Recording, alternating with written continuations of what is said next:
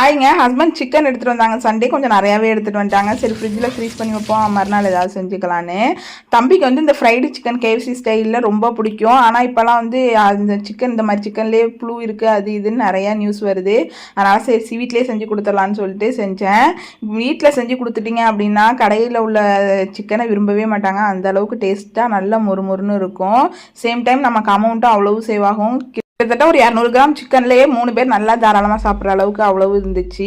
கடையிலலாம் 4-5 பீஸ் உள்ளதே 400 500 சொல்லுவானுவோ. சரி எப்படி செய்யலான்னு பார்க்கலாமா? ஃபஸ்ட்டு சிக்கனை நல்லா ஒரு 2 மணி நேரம் ஊற வைக்கணும். ஊற வைக்கிறதுக்கு பட்டர் மில்க் ரெடி பண்ணிக்கணும். காய்ச்சின பாலில் கொஞ்சமாக லெமன் ஊற்றணும் அப்படின்னா பட்டர் மில்க் ரெடி ஆயிரும்.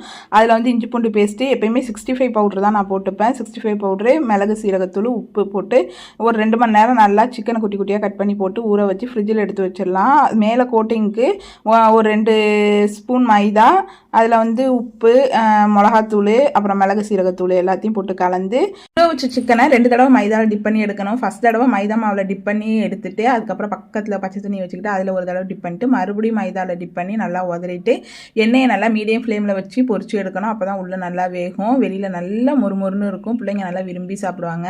மைதா அன்ஹெல்தி தான், பட் கடையில் வாங்கி கொடுக்குறதுக்கு இந்த மாதிரி வீட்டில் என்னைக்காவது செஞ்சு கொடுக்கலாம்.